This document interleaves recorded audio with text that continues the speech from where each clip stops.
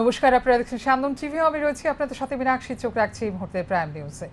ত্রিস্তর পঞ্চায়েত নির্বাচন আগামী জুলাই মাসের শেষ সপ্তাহের দিকে হওয়ার সম্ভাবনা রয়েছে এবং এই লক্ষ্যমাত্রা রেখে প্রশাসনিক কাজকর্ম শুরু হয়েছে। সোমবার নির্বাচন দফতরের রাজ্য আধিকারিক শরদিন্দু চৌধুরী এই ইঙ্গিত দিয়েছেন। তিনি বলেন, সমস্ত প্রস্তুতি নেওয়া শুরু হয়ে গেছে। ব্লক পঞ্চায়েত থেকে শুরু করে সমস্ত কর্মীরা সমস্ত কাজ সম্পন্ন করছে। পোলিং স্টেশন তৈরির দায়িত্ব হাতে নেওয়া হয়েছে। এই কাজ যথাসময়ে সম্পন্ন হওয়ার পর রাজ্য সরকারকে প্রস্তাব দেওয়া হবে। তখন রাজ্য সরকারের মতামত জরুরি হবে। ইতিমধ্যে গ্রাম পঞ্চায়েতের সীমানা, ওয়ার্ডের সীমানা নির্ধারণ করা হয়ে গেছে।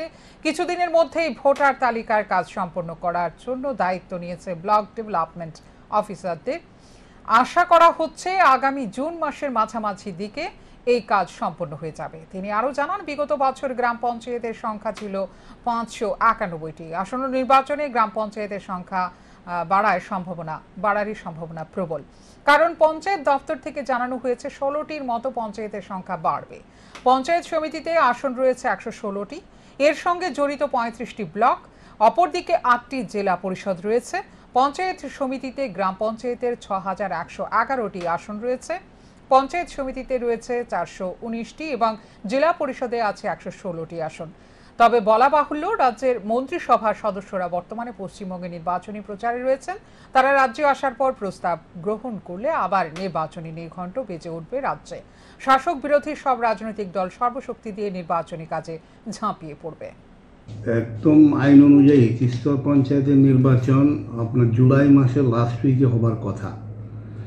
আমরা ইতিমধ্যেই প্রিপারেশনি সমস্ত কাজ শুরু করে দিয়েছি। আপনারা দেখেছেন ইতিমধ্যে আমরা ভোটার লিস্ট এবং পোলিং স্টেশন তৈরির কাজের দায়িত্ব হাতে নিয়েছি। আমাদের বিশ্বাস, যদি যথাসময়ে আমরা শেষ করতে পারি, শেষ করার পরেই আমরা এ ব্যাপারে প্রপোজাল রাজ্য সরকারকে দেব, যাতে নির্দিষ্ট সময়ে 5 বছর মেয়াদ পূর্তির আগেই আমরা আবার নতুন করে এই ত্রিস্তরীয় পঞ্চায়েত নির্বাচন করতে পারি। এখন রাজ্য সরকারের মতামত এই ক্ষেত্রে প্রাসঙ্গিক বা জরুরি। কতটুকু কাজ এগুলেন কি কি? আমরা ইতিমধ্যে গ্রাম পঞ্চায়েতের সীমানা, গ্রাম পঞ্চায়েতের ওয়ার্ড সীমানা এবং সেই পঞ্চায়েতের যে রিজার্ভেশন কি হবে আইন অনুযায়ী সেটি অন্তর্ভুক্ত করা হয়েছে। এখন ভোটার লিস্ট এবং পোলিং স্টেশনের ফাইনালাইজেশন করার জন্য কাজ ইতিমধ্যেই বিডিওরা দায়িত্ব নিয়েছেন এবং তাদের সঙ্গে আমাদের কথা হয়েছে ভিডিও কনফারেন্সে।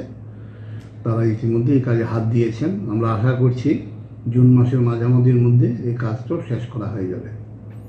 কতটা সংখ্যা রয়েছে স্যার আপনার গ্রাম পঞ্চায়েত, পঞ্চায়েত সমিতি আর জেলা? এখন তো গতবার ছিল 591টা গ্রাম পঞ্চায়েত। আমরা ইতিমধ্যে কিছু সংখ্যা বাড়বে, এবং 16টার মতো গ্রাম পঞ্চায়েত সংখ্যা ইতিমধ্যে বাড়বে বলে পঞ্চায়েত ডিপার্টমেন্ট থেকে জানানো হয়েছে, সেটাও কাজে হাত দেওয়া হয়েছে। আর পঞ্চায়েত সমিতিতে সিট আছে 116টা, 30টি আমাদের 35টি ব্লক এখানে জড়িত, আর 8টি জেলা পরিষদ আছে। পঞ্চায়েত সমিতিতে আমাদের এখন 6111টি সিট আছে গ্রাম পঞ্চায়েতে। পঞ্চায়েত সমিতিতে আছে 419টি এবং জেলা পরিষদে আছে 116টি আসন। তবে ইতিমধ্যে গ্রাম পঞ্চায়েতের কিছু সিট বাড়তে পারে, এটার কাজ চলছে। আমরা যথাসময়ে আমরা সবাইকে জানিয়ে দেবো। চিকিৎসকের গাফিলতির কারণে মৃত্যু সন্তান প্রসব হওয়ার মৃত সন্তান হওয়ার অভিযোগ তুলে কৈলাসহর ঊনকোটি জেলা হাসপাতালে চরম বিক্ষোভ দেখালো রোগীর পরিবার। ঘটনার বিবরণে জানা যায়, কৈলাসহর পশ্চিম ছনতৈল এলাকার বাসিন্দা দীপক মালাকারের স্ত্রী মাম্পি মালাকার প্রসব ব্যথায় নিয়ে শনিবার ভোরে এসে জেলা হাসপাতালে ভর্তি হয়।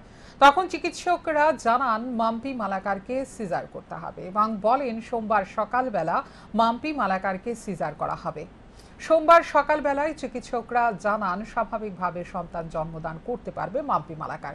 তারপর যথারীতি স্বাভাবিকভাবে সন্তান প্রসব করার পর দেখা যায় মৃত সন্তান জন্ম দিয়েছে মাম্পি মালাকার। এরপরে চিকিৎসকদের বিরুদ্ধে অভিযোগ তোলেন দীপক মালাকার এবং তার পরিবারের লোকেরা। তাদের অভিযোগ, চিকিৎসকদের গাফিলতির কারণে মৃত সন্তান প্রসব করেছে মাম্পি। এরপর ঘটনাটি নিয়ে উদ্বেগ সৃষ্টি হলে জেলা হাসপাতালে মেডিকেল সুপার চিকিৎসক বি দেববর্মা ও চিকিৎসক সুমিত দাস জানান, চিকিৎসকরা সবসময় রোগীর ভালো চায়, কিন্তু সন্তান প্রসবের ক্ষেত্রে মাকে সচেতন হওয়া দরকার। চিকিৎসক সুমিত দাস উক্ত ঘটনাকে কেন্দ্র করে তীব্র চাঞ্চল্য বিরাজ করছে কৈলাসহরের ঊনকোটি জেলা হাসপাতালে। যে বাচ্চা ডেলিভারির আগে অবধি মার পেটে জীবিত ছিল, ডেলিভারির পর দেখা যেতে পারত, মানে during the process of labour বাচ্চাটা কোথাও মৃত্যু হয়েছে। তো এটা আনফরচুনেট। আর ইভেন আমরা এই সমস্ত ব্যাপারগুলো যদি আমাদের মানে প্রিভেন্ট করতে হয়, তাহলে পেশেন্টের কাছ থেকে অনেক সময় আমাদের ইনপুট আমরা নিই। মানে পেশেন্ট পার্টি আমাদের মা তো বাচ্চাটাকে 24 আওয়ার্স মনিটরিং করছে, আমরা তো একটা টাইমে করছি মনিটরিং, ফিক্স টাইম। তো মার কাছ থেকে আমরা একটু যখন ইনপুটটা পাইনি, এটাও হয়, এটা খুব মানে কম মা বুঝতে পারে না। কাল বিকেলেও বাচ্চাকে দেখেছি, ডক্টর সুবিধা দেখেছে, উনিও ভালো হয়েছেন। আজ সকালেও মা বাচ্চার মুভমেন্ট আছে বলে, মানে বাচ্চার নড়াচড়া আছে বলে আমাদের বলেছে। শনিবারে আমাদের কাছে রিপোর্ট আছে, শনিবারের রিপোর্টে বাচ্চার হার্টবিট কত 134 লেখা আছে রিপোর্টে, এবং বাচ্চার মুভমেন্ট আছে, বাচ্চার হার্টবিট সোনোগ্রাফি রিপোর্ট, ওটা তো আমি দিইনি, যে সোনোগ্রাফি করে সপ্তম ভট্টাচার্য জুড়ি দিয়েছে, ওনার রিপোর্টও আছে, এসিটা আছে। আনফরচুনেট ব্যাপারটা হচ্ছে যে পেশেন্টও চায় না যে ওদের আউটকামটা খারাপ হোক, আমরাও চাই না খারাপ। পেশেন্টের ইনফরমেশন কিছুটা আমাদের লেসন ছিল, যে পেশেন্ট আমাকে পুরো পেশেন্ট উনি মুভমেন্ট, সাধারণত কি হয় যে কোনো বাচ্চা খারাপ হয় তার নড়াচড়া আগে কমে যায়, তখন আমাদের পেশেন্ট পার্টি পেশেন্ট এসে বলে আমার নড়াচড়াটা পাচ্ছি না। দীর্ঘ 6 মাস ধরে রেগার কাজ নেই। প্রত্যন্ত এলাকার জনজাতিরা অভাবের মধ্যে দিন কাটাচ্ছে। সোমবার ছামনুর পশ্চিম গোবিন্দবাড়ির থালছড়া, গোবিন্দবাড়ির রাসমণি, রোয়াজাপাড়া, 32 কিলোমিটার থাকচাংকামি ইত্যাদি দুর্গম এলাকা পরিদর্শনে গিয়ে এই কথাই বলেন বিধানসভার বিরোধী দলনেতা জিতেন্দ্র চৌধুরী। বিরোধী দলনেতার সাথে ছিলেন বিধায়ক সুদীপ সরকার, বিধায়ক রামু দাস, নয়ন সরকার ও শৈলেন্দ্রনাথ সহ অন্যান্যরা। প্রত্যন্ত এলাকাগুলো পরিদর্শনে গিয়ে বিরোধী দলনেতা জিতেন্দ্র চৌধুরী সাংবাদিকদের মুখোমুখি হয়ে জানান, গোবিন্দবাড়ি ভিলেজের রাসমণি রোয়াজাপাড়ায় সম্প্রতি একজন মহিলার মৃত্যু হয়েছে ম্যালেরিয়ায় আক্রান্ত হয়ে। বিনা চিকিৎসায় ওই মহিলার মৃত্যু হয়েছে। কিন্তু ম্যালেরিয়া ও জলবাহিত রোগ প্রতিরোধে সরকারের আগাম কোনো উদ্যোগ নেই। 6 মাস ধরে বন্ধ রেগার কাজ, অভাবের মধ্য দিয়ে দিন কাটাচ্ছে গরিব অংশের মানুষ। সরকারের কোনো হেলদোল নেই। সব বিষয়গুলি নিয়ে রাজ্য সরকারের দৃষ্টি আকর্ষণ করা হবে বলে জানান তিনি। এখানে ছামনু ব্লকের এই পশ্চিম গোবিন্দবাড়ি ভিলেজের রাসমণিপাড়াতে এখানে এসেছি।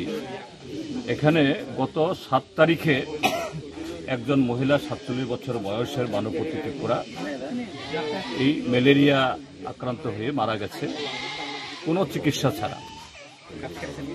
যদিও সেরকম আউটব্রেক বা এই প্রকোপ হয়েছে কথা বলবো না, কিন্তু সরকারের উচিত দ্রুত মেডিকেল টিম পাঠিয়ে এখানে যাতে এই পানীয় জলের বন্দোবস্ত হয়, তারপরে ম্যালেরিয়া বা আন্ত্রিক যাতে না ছড়ায় তার জন্য প্রিকশন নেওয়া। এগুলিতে সরকারের কোনো রকমের যে চিহ্ন আমরা দেখছি না। গত 6 মাস ধরে এখানে রেগার কাজ নেই, প্রচন্ড অভাব। এই একটু আগে আমরা দেখলাম বাংলাদেশে গিয়ে গন্ধকি, আমরা ককবরকে বলি গান্দ্রি, এই আমাদের চোখের সামনে দিয়েই 3-4 জন তারা 1 সপ্তাহ পরে ফিরছে বাংলাদেশ থেকে। 12-13 কেজি করে পেয়েছে। 1 সপ্তাহে কামাই হবে তার বড় জোর এই 1,500-2,000 টাকা। কিন্তু এই 1,500-2,000 টাকা কামাই করার জন্য তাকে অন্য দেশে যেতে হচ্ছে। মশার কামড়, জুকের কামড়, রোগের তৈরি হচ্ছে এবং ঝুঁকি নিয়ে তাদের আসতে হচ্ছে। সরকারের কোনো হেলদোল নেই। শুধু বাংলাদেশ না, এখান থেকে প্রত্যেকটা পাড়া থেকেই 7, 8, 9, 10 জন করে, অর্থাৎ একটা ভিলেজ থেকে 80, 90, 100 এবং বেশি নারী এবং পুরুষ বাইরে, মানে জোয়ান ছেলে।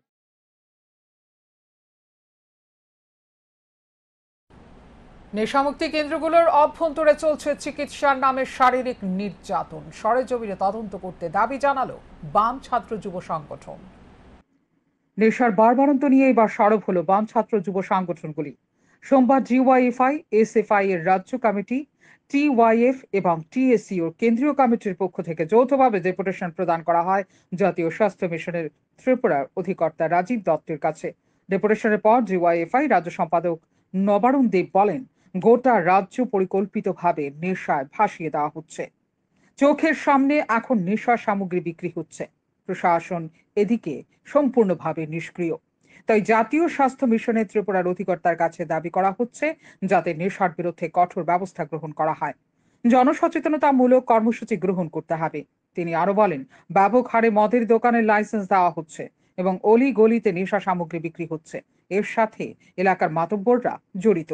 পাশাপাশি এদিন তিনি নেশা মুক্তি কেন্দ্রগুলির বিরুদ্ধে আঙুল তুলে বলেন, অভিভাবকরা চিকিৎসার জন্য নেশা মুক্তি কেন্দ্রে পাঠালে ছেলের মৃতদেহ ফিরে আসছে, কারণ নেশা মুক্তি কেন্দ্রে চলছে শারীরিক নির্যাতন। এর বিরুদ্ধে জাতীয় স্বাস্থ্য মিশন যাতে ব্যবস্থা গ্রহণ করে, সরেজমিনে দেখেন সেসব নেশা মুক্তি কেন্দ্রগুলির অভ্যন্তরীণ পরিকাঠামো। কোনো ধরনের ভুল ত্রুটি পেলে যাতে সেগুলির বিরুদ্ধে অবিলম্বে ব্যবস্থা গ্রহণ করে, কারণ তারা অভিভাবকদের কাছ থেকে মোটা অঙ্ক হাতিয়ে নিয়ে সঠিকভাবে চিকিৎসা পরিষেবা দিচ্ছে না। এমনটাই অভিযোগ তোলেন ডিওয়াইএফআই রাজ্য সম্পাদক নবারুণ দেব। গোটা রাজ্য নেশায় ভাসিয়ে দেওয়া হচ্ছে পরিকল্পিতভাবে। এমনকি স্কুলের সামনে এখন নানা ধরনের নেশা সামগ্রী বিক্রি হচ্ছে। প্রশাসন সম্পূর্ণভাবে নিষ্ক্রিয়। নতুন প্রজন্ম, যুব সমাজ ধ্বংসের কিনারে এসে দাঁড়িয়েছে। গত কয়েক বছরে গোটা রাজ্যটা নেশায় মুড়িয়ে দেওয়া হচ্ছে। আমরা এনআরএইচএম এর এমডির কাছে দাবি করছি যে তার বিরুদ্ধে প্রশাসনকে কঠোর ব্যবস্থা গ্রহণ করার পাশাপাশি জনসচেতনতামূলক ব্যাপক কর্মসূচি গ্রহণ করতে হবে। গোটা রাজ্য, নতুন প্রজন্ম, যুব সমাজ শেষ হয়ে যাচ্ছে। সরকারের উদ্যোগে শত শত লাইসেন্স দেওয়া হচ্ছে দেশি বিদেশি মদের দোকান, আর রাজ্যের প্রতিটা গলিতে নানা নেশা সামগ্রী বিক্রি হচ্ছে এবং তার পেছনে কারা যুক্ত, এলাকার মাতব্বররা সম্পূর্ণভাবে যুক্ত। মানুষ মুখ খুলতে পারছে না। ফলে এখানে প্রশাসন এবং এনআরএইচএম তারা যেন মানুষকে এই প্রশ্নে সচেতন করে ভূমিকা নেয়, এটা জন আন্দোলন গড়ে তুলতে ভূমিকা নেই, দাবি আমরা করতে এখানে এসেছি। 2 নম্বর হচ্ছে, নেশা বাড়ার সঙ্গে সঙ্গে পাল্লা দিয়ে যা দেখা যাচ্ছে নেশা মুক্তি কেন্দ্র ব্যাপক বা ব্যাঙের ছাতার মতো গোটা রাজ্যে গলিতে গলিতে ব্যাঙের ছাতা বাড়ছে। আগে আমাদের গলিতে গলিতে নার্সারি স্কুল হতো, এখন গলিতে গলিতে নেশা মুক্তি কেন্দ্র হচ্ছে। কারা খুলছেন, কোথায় তাদের ছাড়পত্র? এই নেশা মুক্তি কেন্দ্রে ডাক্তার, নার্স, মানে সাইকোলজিস্ট তারা আছেন কিনা, কোনো কিছু নেই। অকথ্য নির্যাতন। অসহায় যারা পরিবার চিকিৎসার জন্য এখানে আসেন তাদের কাছ থেকে বিশাল টাকা নেওয়া হচ্ছে, কোনো পরিষেবা নেই। তার ভিতর হচ্ছেন একটা নির্যাতন চলে, টাকা নেওয়া হয়, মারধর। এরকম গত কয়েক বছরে এরকম অসংখ্য ছেলে সেখানে চিকিৎসার জন্য গিয়েছিলেন, মৃতদেহ সেখান থেকে বেরিয়ে এসছে। সেখানে মারধর, শারীরিক মানসিক নির্যাতন। বলে এক হচ্ছেন এই নেশা কেন্দ্রের নাম করে মানুষের কাছে, অসহায় মানুষের কাছ থেকে বিশাল টাকা নিংড়ে নেওয়া, আর এখানে মানসিক শারীরিক নির্যাতন করার একটা আখ্যা তৈরি হয়েছে। এদিন প্রতিনিধি দলে উপস্থিত ছিলেন এসএফআই রাজ্য সম্পাদক সন্দীপন দেব, টিএসইউ কেন্দ্রীয় কমিটির সাধারণ সম্পাদক সুজিত ত্রিপুরা সহ অন্যান্যরা। সান্দন টিভি। খাবারের নামে বিক্রি করা হচ্ছে বিষ। দোকানগুলোতে ব্যবহার হচ্ছে মেয়াদ উত্তীর্ণ, পচা এবং নোংরা প্যাকেটজাত খাবার। এমনই একটি দোকানে মেয়াদ উত্তীর্ণ এবং পচা খাবার রাখার অভিযোগের সত্যতা পেয়ে বিশালগড়ের মায়া বেকারি নামে একটি কেকের দোকানকে বন্ধ করে দিল বিশালগড় মহকুমা প্রশাসনের এনফোর্সমেন্ট টিম। সোমবার বিশালগড় মহকুমা শাসক অফিসের ডিসিএম প্রসেনজিৎ দাসের নেতৃত্বে ফুড ইন্সপেক্টর বিজয় কুমার দাস সহ মহকুমা প্রশাসনের একটি প্রতিনিধি দল অভিযান চালায় বিশালগড় স্টেট ব্যাংকের বিপরীতে অবস্থিত মায়া বেকারিতে। অভিযানে দোকানে প্যাকেটজাত মেয়াদ উত্তীর্ণ খাবার সহ অন্যান্য অনিয়ম থাকার বিষয়টি নজরে আসে প্রশাসনিক আধিকারিকদের। তাছাড়াও এই বেকারিতে মেয়াদ উত্তীর্ণ ফুড কালার ব্যবহার করার বিষয়টি উঠে আসে প্রশাসনিক অভিযান। এরপর দোকানের শাটার বন্ধ করে দেওয়া হয় প্রশাসনের তরফে। সাময়িক দোকান বন্ধ রাখার জন্য নির্দেশ দেওয়া হয়েছে। দোকান পরিচালনা করতে গেলে যেসব নথিপত্রের প্রয়োজন হয় সেগুলি সঠিক রয়েছে কিনা তা দেখানোর জন্য নির্দেশ দিয়েছেন এনফোর্সমেন্ট টিমের আধিকারিক। আজকে আমরা গতকালকে যে খবর এসেছিল সেই খবরের ভিত্তিতে আমরা বিশালগড় মহকুমা প্রশাসনের যে এনফোর্সমেন্ট টিম, সেই এনফোর্সমেন্ট টিমে যে আমরা আধিকারিক আছি সবাই এসে যে আমাদের বিশাল করে SBI ব্যাংকের অপোজিটে যে মায়া বেকারি পার্লার, কেক পার্লার, সেই কেক পার্লারে এসে আমরা ইনভেস্টিগেশন করে দেখলাম কিছু কিছু অসঙ্গতি পার্লার পেলাম। তাদের পার্লারের কাগজপত্র জেলা সে জায়গাতে কাগজপত্র যেটাগুলো FSSC লাইসেন্স যেটা থাকার কথা সেখানে এখানে বিশাল করে যেটা থাকার কথা সেটা নাই। সেটা তারা বলছে যে তাদের এটা আমতলি সেখানে আরেকটা আছে, সেখানে আগরতলা ওয়েস্ট ডিস্ট্রিক্টের আন্ডারে। তো আমরা সেই নিরিখে তাদের জিনিসপত্র সবগুলো চেক করে যে এক্সপায়ারি ফুড যে কালার ইউজ করা সেগুলো এক্সপায়ারি করে না, সেগুলো আমরা ফিক্স করেছি। হ্যাঁ, তারপরে আমরা এখনকার মতো এই মুহূর্তের সংবাদ এই পর্যন্ত। অন্যান্য আপডেটস দেখার জন্য অবশ্যই নজর রাখতে হবে শান্তন টিভির পর্দায়। শান্তন টিভি, দায়বদ্ধতাই যার ঐতিহ্য।